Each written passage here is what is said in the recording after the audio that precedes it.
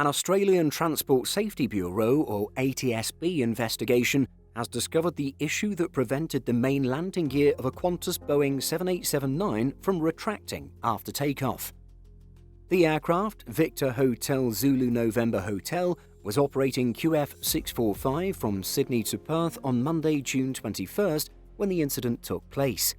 Let's take a look at the investigation findings. On the day of the incident, the aircraft took off and the pilot selected up on the aircraft's landing gear lever. However, they received a warning that neither main landing gear had retracted to the up and locked position.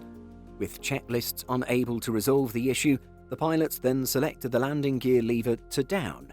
There was a positive gear extension indication and the aircraft returned to Sydney for a safe landing.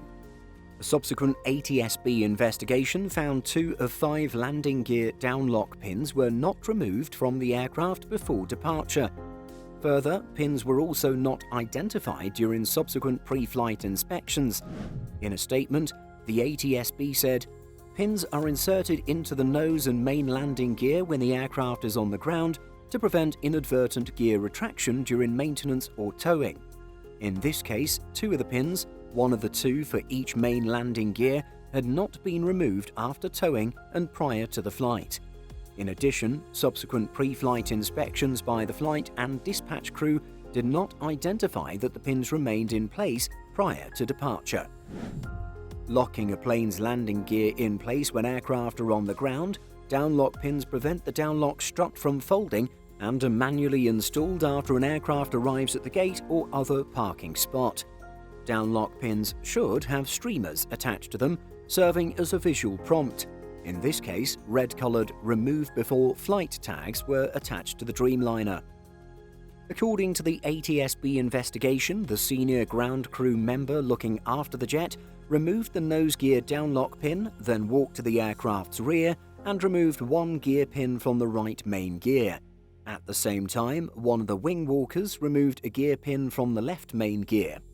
Neither the senior ground crew member nor the wing walker had towed a 787 before.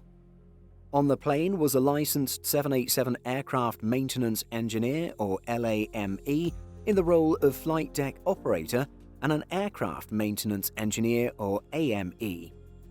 What followed was a combination of miscommunication, misunderstanding, and inexperience.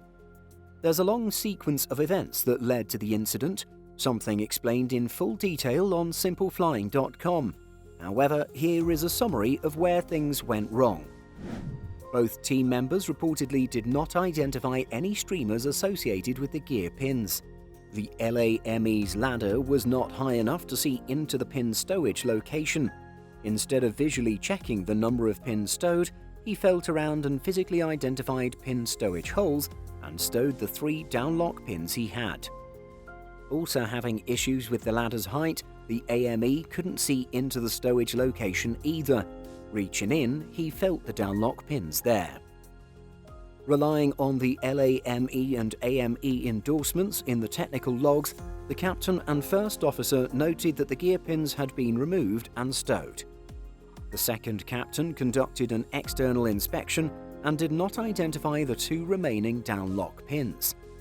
A Swissport supervisor conducting a final check also did not notice the remaining downlock pins. The ATSB suspects that the missed gear pin streamers may have been stuck on the gear from a combination of grime and recent wet and windy conditions. The post-incident inspection found all 4 main gear pin streamers to be in place, but dull and frayed. Their condition before the flight could not be conclusively determined. Remove before flight streamers are visual reminders to remove covers and lockout devices prior to flight, but can be subject to varying environmental conditions that can reduce their visibility, ATSB Director Transport Safety Stuart McLeod said in a statement. Expectation can also affect your ability to identify these warning devices. If you're not expecting to see a remove before flight streamer, you are significantly less likely to detect one that is present. The same principle can also prevent the discovery of damaged and/or missing components. What are your thoughts on this incident?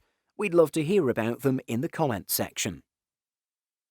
In addition to our daily YouTube videos, Simple Flying publishes over 150 articles and a podcast every week. If you're looking for the latest aviation news and insights, visit simpleflying.com.